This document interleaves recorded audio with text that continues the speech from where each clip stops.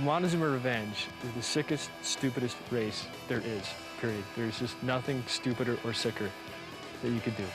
There's a series of 9 loops, and we'll never, ever be able to complete all 9 loops. Any of those loops I would never do for fun. Each loop is like its own separate race, but you're going to do all of them in one day.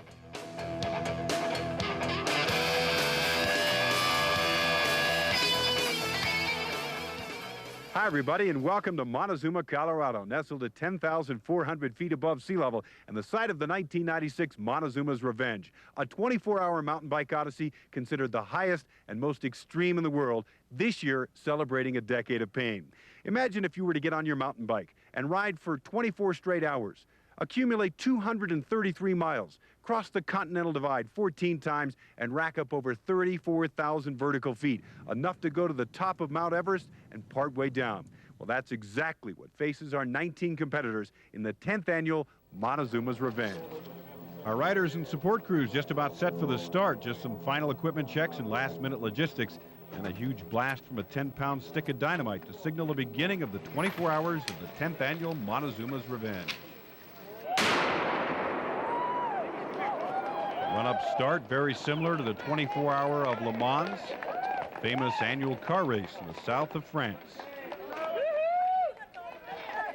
And as expected, pre-race favorite John Stamstad in the red, white, and blue jersey right to the point.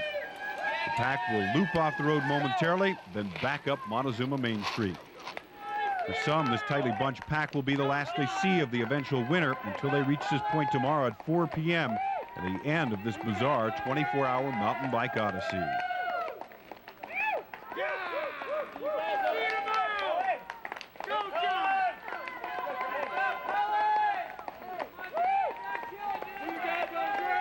A good, clean start. John Stamstad pulls out to the early lead as they make their way onto Montezuma's Main Street.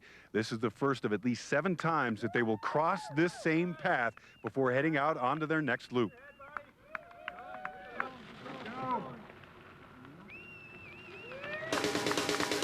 The 1996 Montezuma's Revenge is sponsored by Paul Mitchell, professional hair care products available in fine salons everywhere. And by Bud Light. If you want great taste that won't fill you up and never let you down, make it a Bud Light. And by AT&T, the official communication source of the Montezuma's Revenge. And Tabasco. What do you put it on?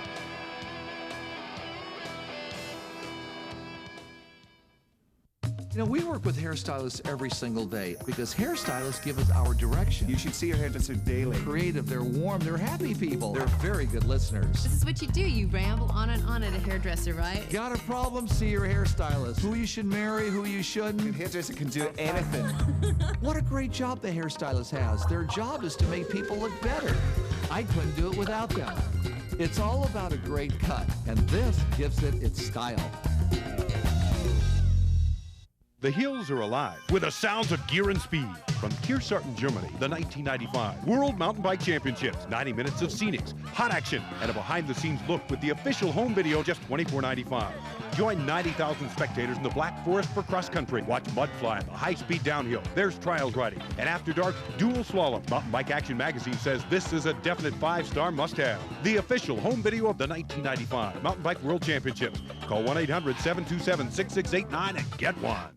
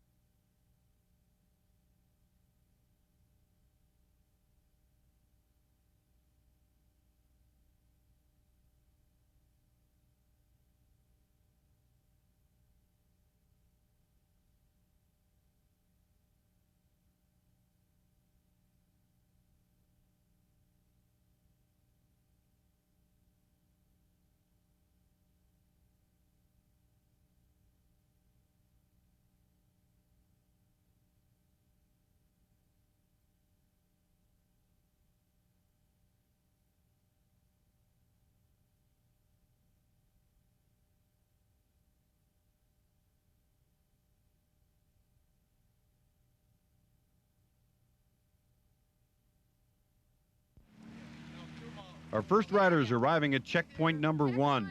Each rider must stop, check in, and stay for a minimum of 1 minute before proceeding on to the next leg. The first loop is 133 miles. It starts out as a mountain bike race. You go over some mining roads, from Montezuma over to Breckenridge. When you get to Breckenridge, you turn your mountain bike into a road bike for another 100 miles or so. This is the kind of ride that most people wouldn't even want to do in their car. 30 miles into the race, and three-rider group is broken from the rest of the pack. Coming into the town of Breckenridge, former Revenge champion Charlie Hayes from Boulder, Colorado, followed by fellow Boulderite Brian Totoshini and John Stamstad from Cincinnati, Ohio. Why is Montezuma's Revenge considered the most difficult and grueling mountain bike race in the world? This graphic helps explain with a look at loop number 1, 12,727 vertical feet, 133 miles total.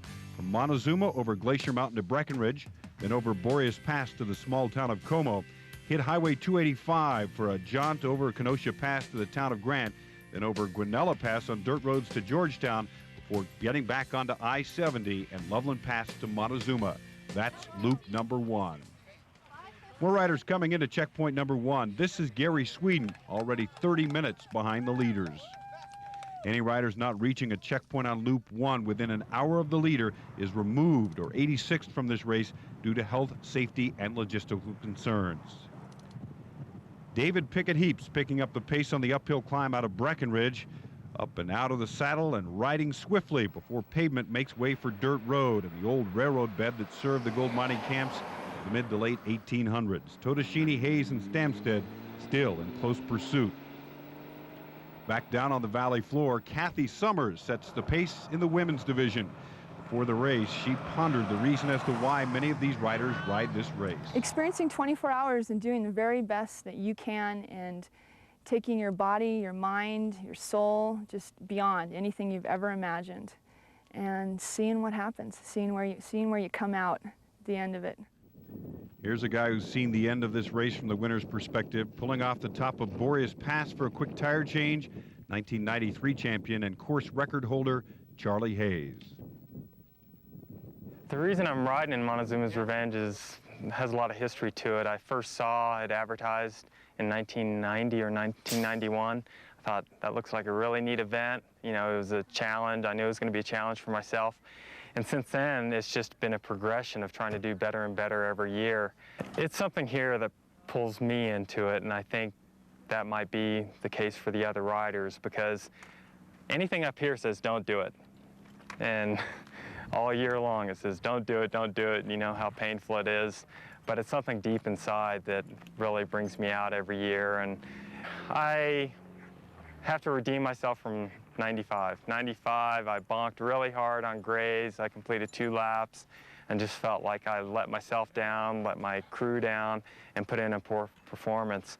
I also have a friend who passed away about 4 or 5 months ago while cycling, so this is kind of on behalf of him too, because he was a real strong rider, really pushed himself, and I'd like to be out doing some riding for him since he can't anymore. The former champion back in the saddle and up and riding after the changeover. Riders 2 and 3, Stamstad and Totoshini, pull in. Unlike traditional mountain bike races where competitors must carry everything but food and water, here in the Revenge, crews are allowed to carry everything from tires and rims and other mechanics, clothing changes to ward off the severe cold at night and the heat during the day. The only binding rule, each rider must finish the race with the same bike frame he or she started with.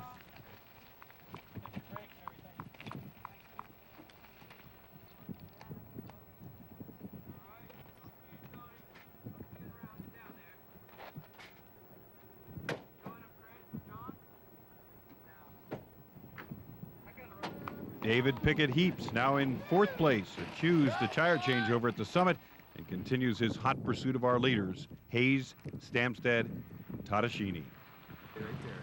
Just a couple miles outside of Como, and there you see our current leader and former champ, Charlie Hayes, still setting a ferocious pace.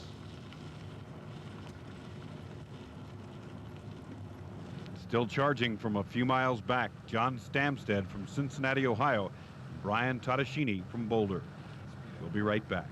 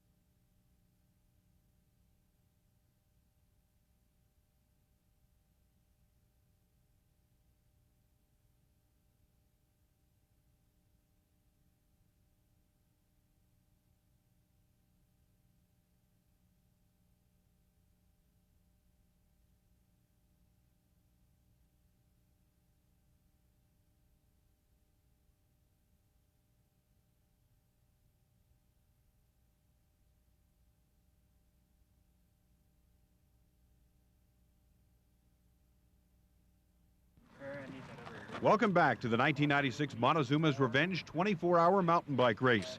We're at checkpoint Como, and current leader Charlie Hayes again changing over to road tires.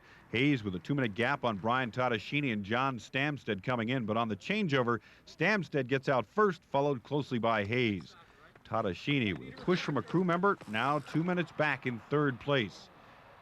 The next 20 or so miles, not only will the riders battle fatigue and the fading evening sunlight, but also the steady and oft-times dangerous vehicle traffic of this heavily used highway. Back at checkpoint Como, and David Pickett Heaps looks anxious to get back on the road. As we just saw with Stamstad and Hayes, changeovers can make up significant time or cost valuable minutes. Back out on 285, Hayes back out front by a bike length. Significant advantage to Stamstad, who will be able to conserve precious energy by drafting off of Hayes.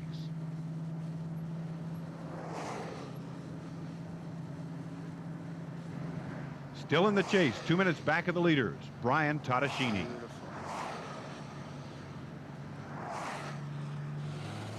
Giving up valuable road time to the trio, David Pickett Heaps, who will hit the highway in fourth place. On the climb up Kenosha Pass, Stamstad and Hayes working in tandem, valuable for each to save energy. Remember, this is a race of stamina, not speed.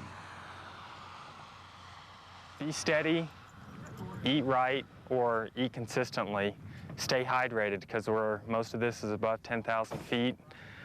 So the altitude, as well as the environment, the cold through the night, and then the heat tomorrow really plays with your body. So staying properly nourished, having a good crew that logistically handles any problems you might have, and keeping mentally focused. Still focused after nearly 70 miles in the saddle, David Pickett Heaps in fourth place. Brian Tadashini currently in third, slowly but surely closing the gap on the leaders. Stamstad and Hayes working together to push the pace as they approach the summit of Kenosha Pass. 11 of 19 riders hit the first checkpoint in record time. That means this is one of the largest and most elite fields ever assembled for the Revenge, and it could be on its way to a new 24-hour record. And the current leader, nearly everyone's pick, is the man to beat, John Stamstad. And I know that I have the ability to win most races if I do my absolute best. So that's my goal. My goal when I get to a race is, more than winning, is do the absolute best race that I can. And if that happens, win or lose, you really can't argue with the outcome. The other challenge is doing something that just takes every fiber of your ability. And that's both physical, emotional, and intellectual. A race like Montezuma's takes a lot of preparation. There's a lot to think about. You've got equipment selection, tire selection, what to eat and drink for all the different loops. There's a lot going on. It's not just hop on your bike and, whoever's strongest wins. Right now, the strongest seem to be Stamstad and Hayes into Grant for checkpoint number 3. The duo working in tandem have covered 85 miles, pushed the pace to a record level, held off close challenges from Tadashini, Heaps, and lengthened the gap on the bulk of the rest of the pursuers by a solid 20 to 30 minutes. I'll just leave.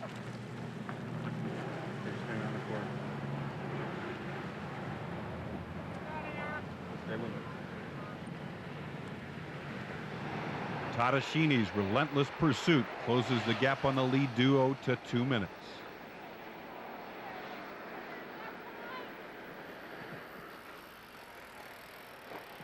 Tadashini 13.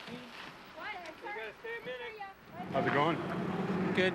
What did you say you got screwed where?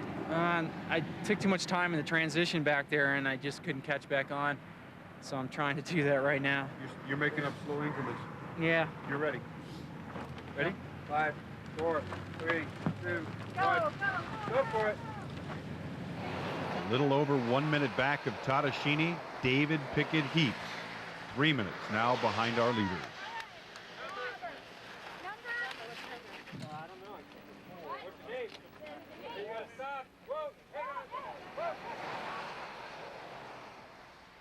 As good as you can feel for doing about 80 miles so far. Any strategy changes over Guanella? Just try to keep those pedals moshed, keep good rhythm going. That's about it. Okay. Thanks, man. Good luck. Yeah, thanks.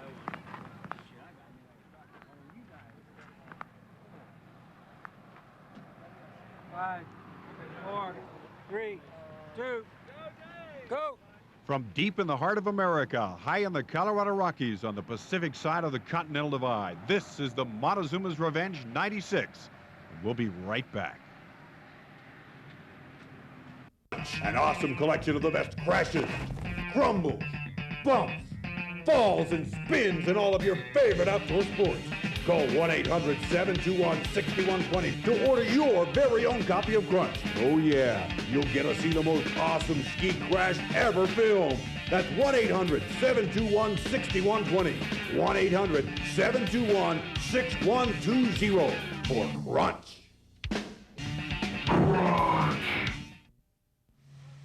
Welcome back to the 10th annual Montezuma's Revenge, where Brian Tadashini continues the pursuit of our co-leaders. 24-hour mountain bike odyssey, now nearly 5 hours and 90 miles old. Cincinnati, Ohio's John Stamstad and Charlie Hayes from Boulder, Colorado, working in tandem with unspoken spirit of cooperation. They've been the pace setters the last 40 miles. In fourth place, David Pickett Heaps.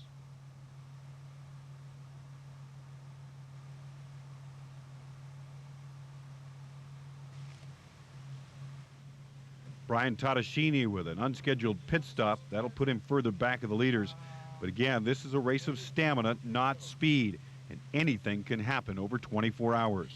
Mechanicals, physical blow-up, mental breakdown.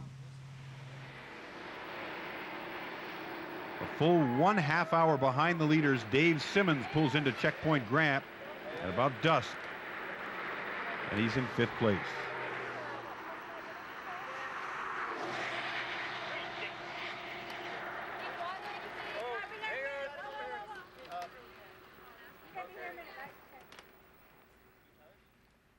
Hayes and Stamstad continue to climb strong as dusk sets.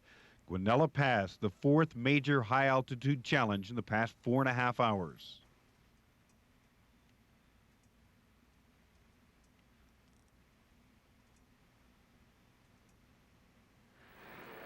Now into Checkpoint Grant comes Joey Klein, the 95 Zuma champ.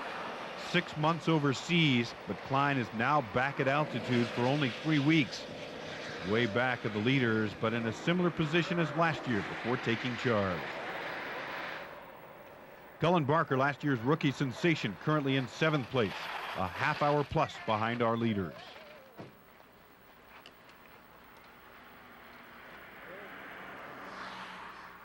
Both Klein and Barker utilize the time at Grant to regroup. Klein will take on food. Barker will get a quick massage from his support crew.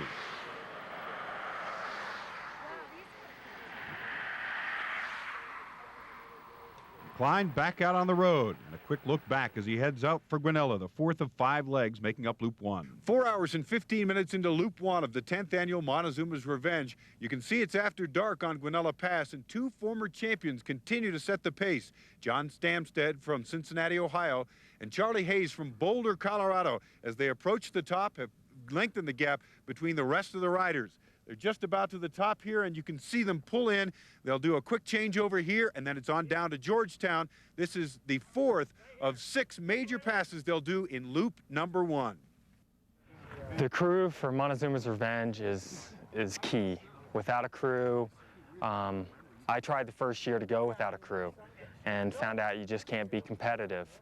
And there are too many factors that come into play where you need a crew there with spare parts, spare clothing, extra food to be here in town when you come back from each loop, to feed you, to change you if you need that, and to get you going on the next loop. So they're indispensable.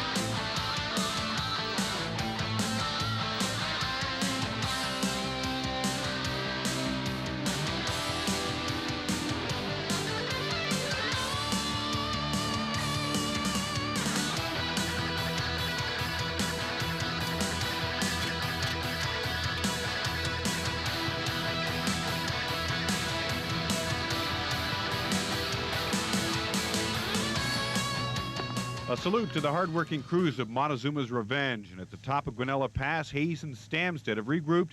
Now they're ready to roll downhill to Georgetown. Then it's just I-70 and Loveland Pass before loop number 1 is complete. Coming, Charlie.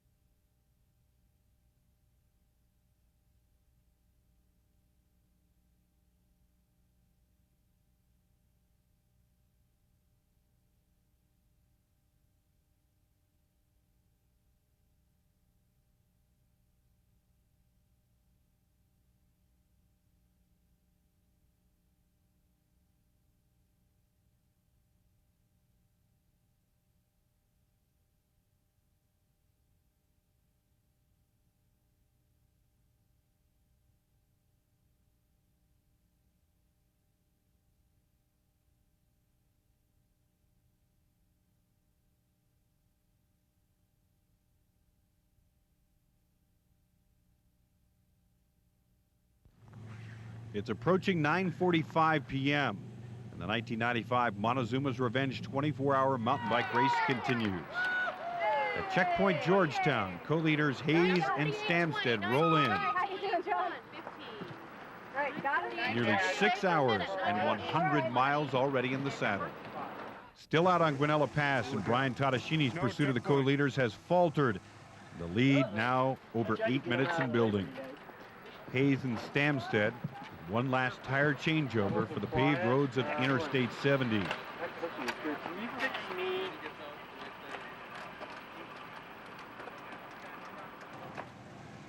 David Pickett Heaps pushes on in 4th place, now 10 minutes back. Now 6 hours into the race and over 100 miles old. And Hayes and Stamstad appear in good health and good spirits. I can't talk, I got peanut butter in my mouth. Your ass in gear, boy. John. Okay, hot chocolate. Have hot chocolate, have coffee. Our co-leaders back out onto the road for the one final gap before the final checkpoint on loop number 1. Already 6 of the 19 riders that began this race at 4 p.m. have succumbed to the grueling challenge and either dropped out or were forced out by falling more than 1 hour behind the leaders. The 1 hour timetable holds true only in the first loop and only for safety and logistical reasons. After the leaders hit Montezuma for the second time, that goes out the window, and it's every rider for themselves in their quest for personal fulfillment, or as some would put it, individual torture.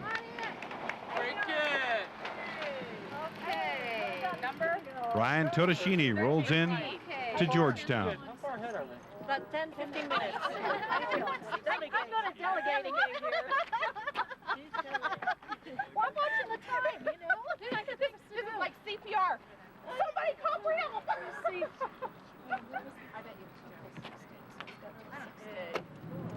Up ahead on I-70, Stamstad pushes on. The lead over 3rd and 4th, approaching 15 minutes. Hayes, too, is slowly falling off the pace. David Pickett Heaps presses on in 4th place. As they reach Loveland Pass, Stamstad now leaving Hayes behind, opening a 2-minute and 20-second gap on 2nd place. Back in 5th, 45 minutes behind Stamstad, last year's champ Joey Klein. Something to drink, something hot to drink. Oh, that'd be nice. Hot chocolate, coffee. Sounds good. Moments later, David Simmons rides in. Okay, number. How you doing? 10. Want a hot chocolate while I'm at it?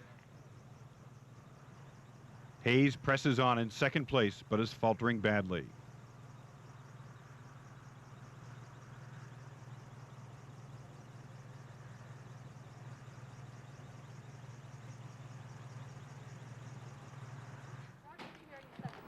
Simmons takes on tires for the paved roads, while 1995 champion Joey Klein physically refuels.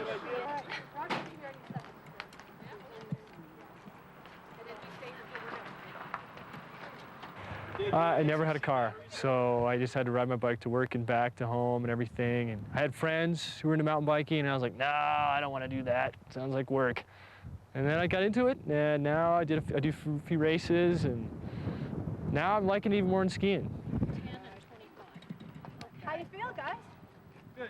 Yeah? Good job. Where's your support? You ever get to something? It's a test of your mind and your body. It's one of the biggest tests I think there is out there.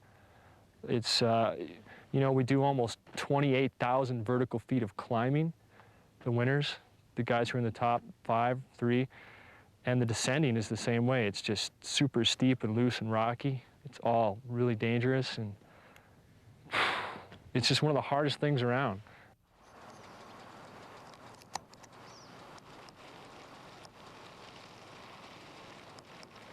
Trail's gonna come through here, right through there. That neat Oh, I started designing trails for Keystone Ski Area 3 years ago. The first year I was just hiking around the woods, looking at all the existing old roads and lanes and game trails, and now we've just kind of pieced it all together, and now we've got a whole trail system up here that I think all the locals and people from Denver and everywhere are really starting to like. It's different than Winter Park, Vail, or a lot of the other places. 95 champ Joey Klein giving back to the sport he loves. This now Dave Simmons. Simmons arrived just moments after Klein in checkpoint Georgetown, but appears to be ready to head out on the road. There's a scant few moments before Klein. Klein with a lot of ground to make up on our leader John Stamstad, who continues to push the pace.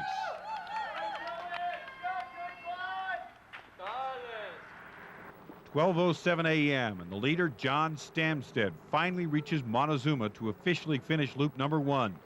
Now just 16 hours and 8 more loops remain.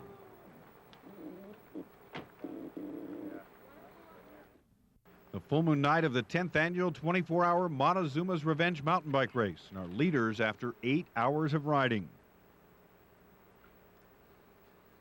Current leader John Stamstad appears loaded and ready for loop number 2, the most challenging and grueling quest of the race, considered by many to be the toughest and sickest of the 9 scheduled loops. Do I need to check in or anything? What makes loop 2 so difficult is it includes 14,270-foot Grays Peak, a total of 3,880 vertical feet in climb, 17 miles, most of them with a mountain bike strapped to the back.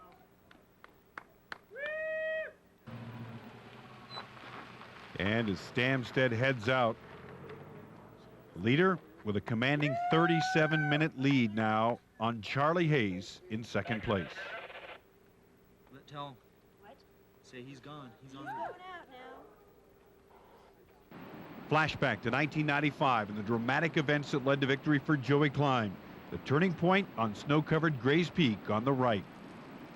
As with 1996, Charlie Hayes goes out to an early lead on loop number 1. John Stamstad, the ultra bike guru from Cincinnati, Ohio, on his tail. And rookie surprise, Cullen Barker pursuing in third.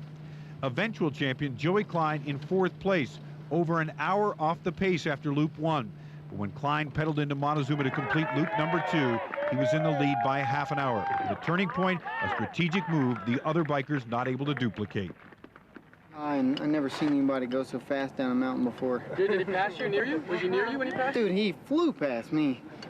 You should have seen him tumble.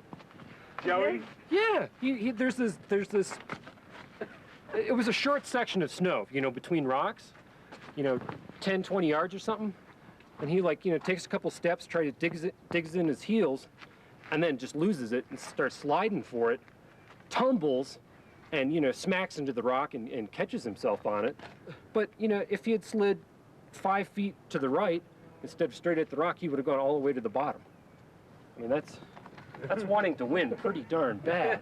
I mean, I was sitting up near the top trying to eat some food, and the checkpoint guy was there telling me, oh, you can just stay here.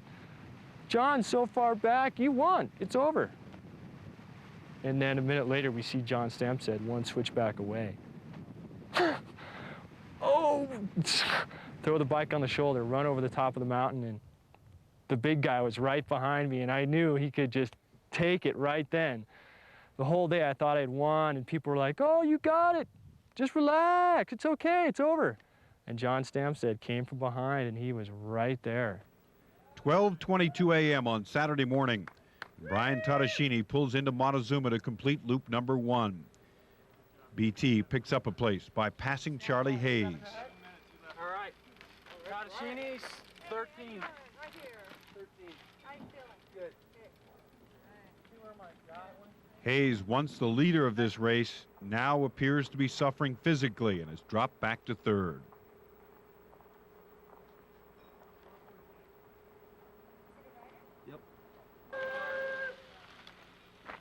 BT back on the trail, hoping that Stamstad too may blow up physically and relinquish the lead.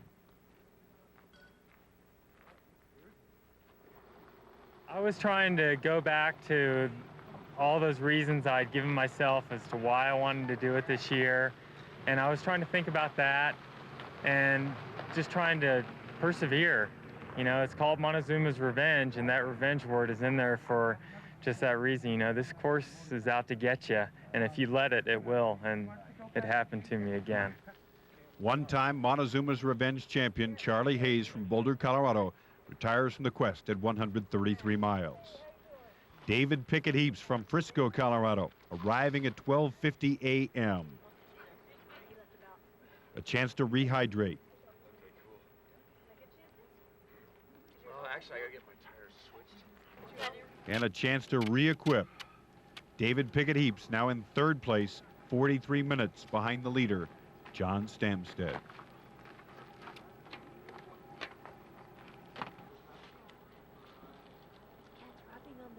Just don't worry about it. Just knock him out. Hey.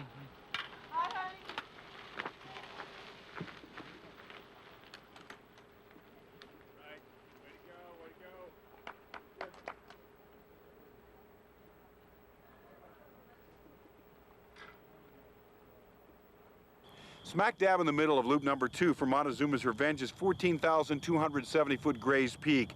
For a normal hiker, around a 4.5-hour climb.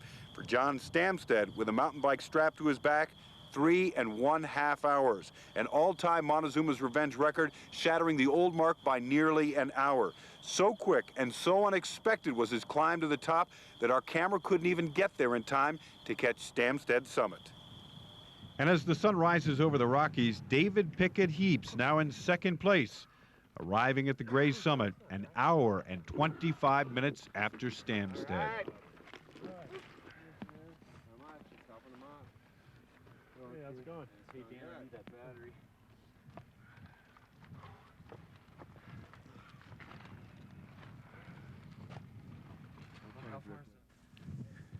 David Pickett Heaps, relentless in his pursuit of our leader, John Stamstad.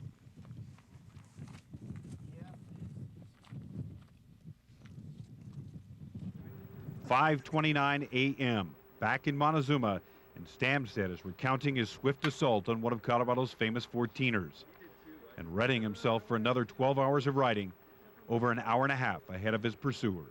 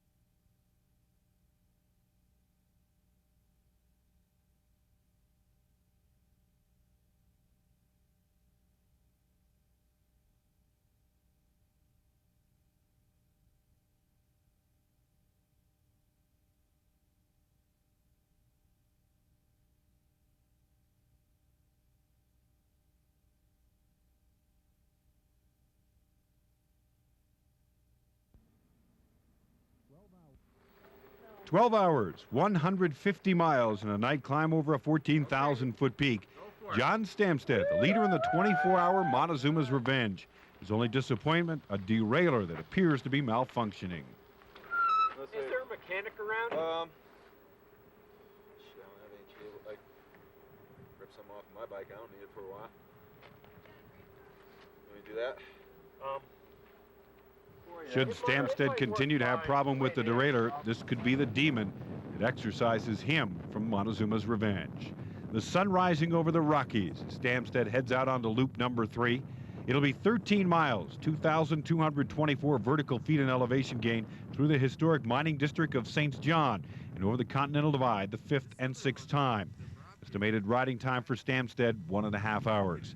Back on Grays, riders and support crews continue the methodical plod to the top. Arriving in 3rd place, Joey Klein. All right. Pretty torturous this time around, Joey, after coming up to altitude? Yeah. I'm pretty much way off the back. But Grace feels good. It's nice to be hiking. I don't really want to get back on my bike, but... Klein's seemingly insurmountable task now to reel in Stamstad, who continues to accelerate on loop number 3, nearly 2 hours over last year's champion.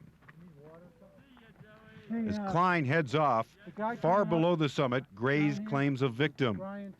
Brian Totoshini, who arrived at the Montezuma checkpoint in 2nd place, has lost steam after wandering through the darkness.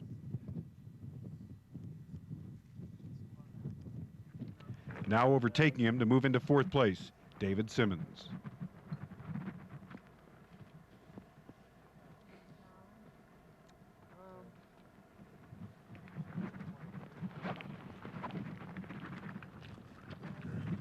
Just below the summit, Totoshini continues to have problems, showing not only signs of fatigue, but perhaps the early warning signs of hypothermia.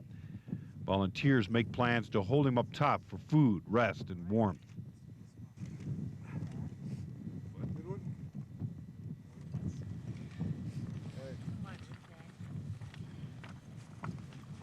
Simmons begins his slow walk down to the bottom of Grays.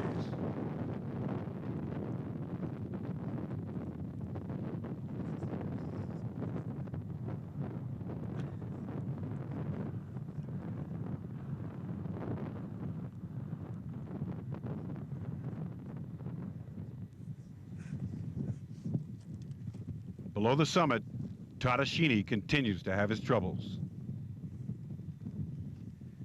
In the meantime, Dave Simmons, now on his descent, passing the snowy Cornist area where Klein overtook Stamstad last year.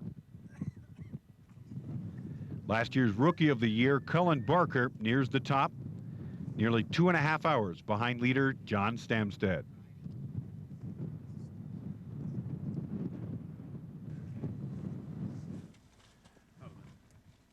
A small celebration as Totoshini finally makes the summit, exhausted and spent. Want to hop in the tent? 6:18 a.m. Barker's odyssey to the top will end nearly 4 hours of climbing.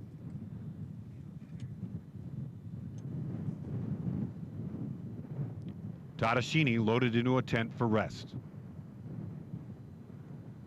It's a good day of fun. What's the course now? Have you rededicated a goal? Sure. Still a few hours left. Anything can happen. And now it's time for our John Paul Mitchell Make a Difference segment. Today, saluting the Jimmy Huga Toyota Mountain Bike Express, an annual mountain bike competition devoted to raising money for the Jimmy Huga Center in Avon, Colorado.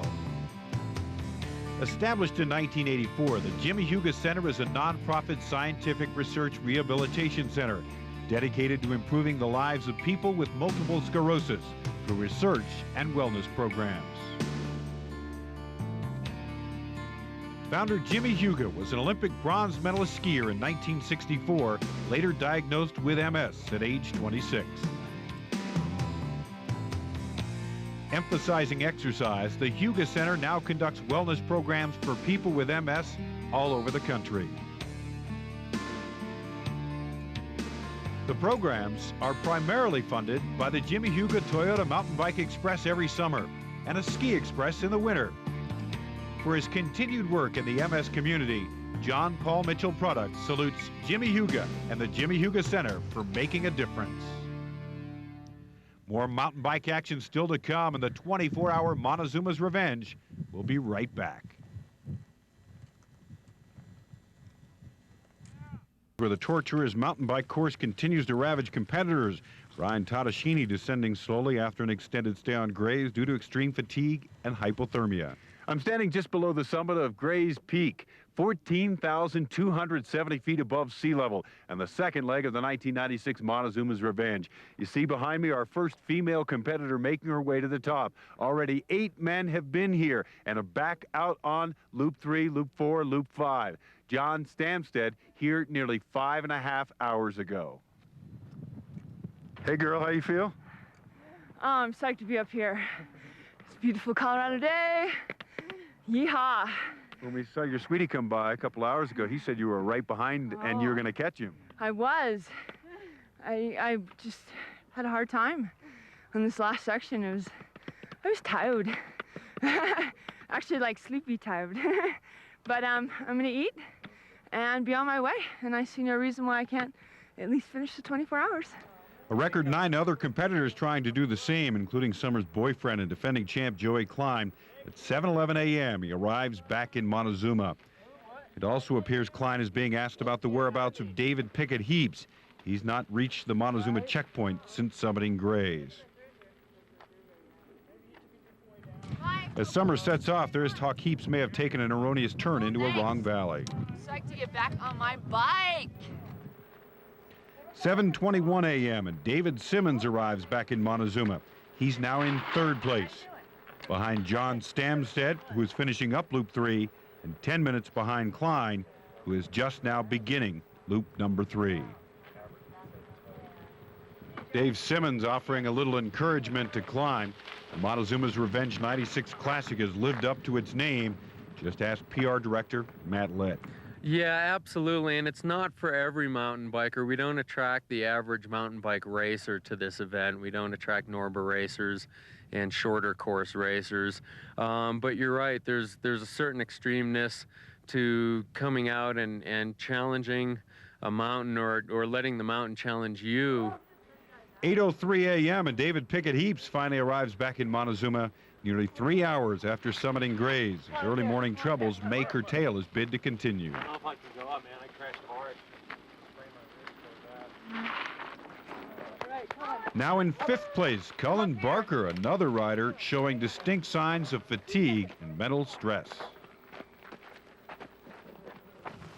Meanwhile, leader John Stamstad showing no signs of breaking, continuing his machine-like assault on the Revenge course and its record 6 complete loops.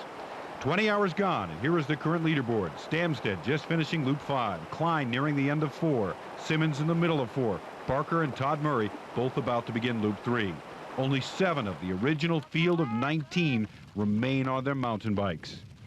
Barker regroups, sees off, apparently putting his physical challenges behind him.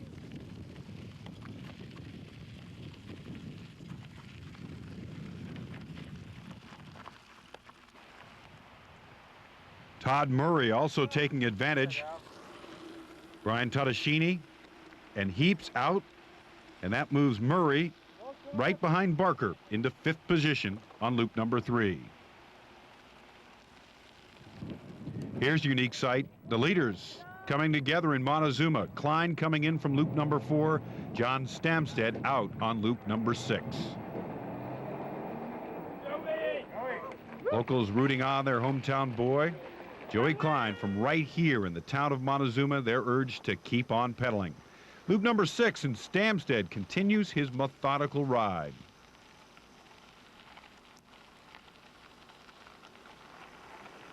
The challenge on loop 6, again, not an easy one. Another 2,000 plus vertical, over 11 miles of riding, and the 10th crossing of the Continental Divide. Stamstad now off his bike and pushing first sign that he may be tiring. It's a constant physical and mental battle. Can I get some of your water? I think Little chat with his support crew. That'll offer some moral support. It helps to battle the mental fatigue and the monotony of riding. Then what? No sign of let up by his pursuer, Joey Klein. After Stamstad pushed Klein the whole way last year, this year it's Klein's turn. The only question, is it too little, too late? The 1996 Montezuma's Revenge is brought to you by Paul Mitchell, professional hair care products, available in fine salons everywhere.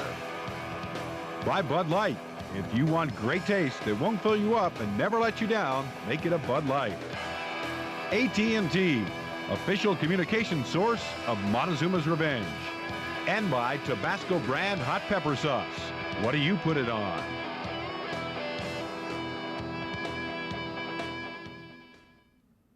You know, we work with hairstylists every single day because hairstylists give us our direction. You should see your hairdresser daily. Creative, they're warm, they're happy people. They're very good listeners. This is what you do. You ramble on and on at a hairdresser, right? Got a problem? See your hairstylist. Who you should marry, who you shouldn't. Your hairdresser can do anything.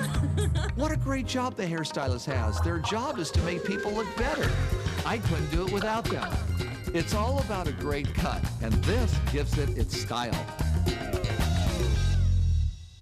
The hills are alive with the sounds of gear and speed. From Kearsarten, Germany, the 1995 World Mountain Bike Championships. 90 minutes of scenics, hot action, and a behind-the-scenes look with the official home video, just $24.95. Join 90,000 spectators in the Black Forest for cross-country. Watch mud fly, the high-speed downhill. There's trials riding. And after dark, dual slalom. Mountain Bike Action Magazine says this is a definite 5-star must-have. The official home video of the 1995 Mountain Bike World Championships. Call 1-800-727-6689 and get one. The U.S. Passport Ski and Mountain Card, the most affordable way to the mountains. Be sure to use your Passport card to obtain dining, lodging, and lift ticket discounts at over 200 resorts in the U.S. You'll also get great deals on rentals and lessons. The Passport card has both winter and summer deals too. You'll get upgrades and a 10% discount with dollar rent-a-car as well. Call 1-800-SKI-TEAM and we'll tell you more about the most affordable way to the mountains. 21 hours gone in the 24-hour Montezuma's mountain bike race, as 95 champ Joey Klein climbing on Loop 6 in pursuit of current leader John Stamstad.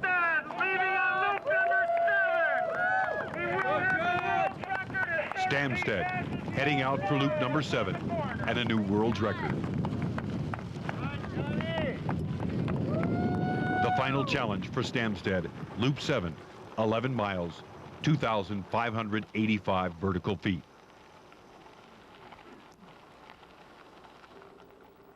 As for Klein, time is running out for his second straight championship, barring a major mishap for Stamstad. For his girlfriend, Kathy Summers, a new 24-hour world's record. Ladies and gentlemen, Kathy has just reached the creek. She has broken the world's record for women, formerly held by Heather Bussey. The totals for Summers: 6 crossings of the Continental Divide, 18,821 vertical feet climbed, and 163 miles. As Joey Klein rides in for the last time, the knowledge he cannot win his second straight championship.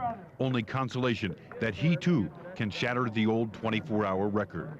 And I know you could do it. He chooses to continue.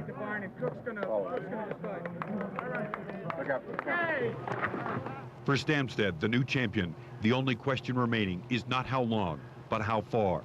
If he's able to make Loop 7 midpoint, he'll have crossed the Continental Divide 10 times. Ridden 197 miles in 24 hours, and racked up an incredible 28,388 vertical feet. For Cullen Barker, 4 p.m. marks the end of a day of physical and mental anguish. A victory celebration in store for Kathy Summers. For Joey Klein, second place and a sense of accomplishment only he can know. Well, it's all over with. So now I can just kick back and then enjoy riding 24 hours. Well, it's so funny how halfway through you you ask yourself, why in the world you do this, and you'll never, ever do it again. And then towards the end, you're like, yeah, that was kind of fun. Maybe I'll do that next year. And finally, a hero's arrival. The beauty of this race is it's totally unpredictable. Anything can happen. On any of the loops, they're all, have their element of danger. Congratulations, brother. Champagne for our new champion. The final scoreboard, John Stamstad, the clear-cut winner, followed by Klein, Simmons, and Barker. Summers, 7th overall and first for women. And so a decade of pain comes to a close. The 1996 Montezuma's Revenge is history. The competitors, mentally, emotionally, and physically drained in this 24-hour mountain bike odyssey, as are the spectators, the organizers, the support crews, the cameramen, and yes, yours truly. And what an odyssey it was. 2 new world records, 2 new champions. Montezuma's Revenge 1996. For all of us, I'm Rod Elisha. Thanks for joining us, and we'll see you next year at Montezuma's Revenge.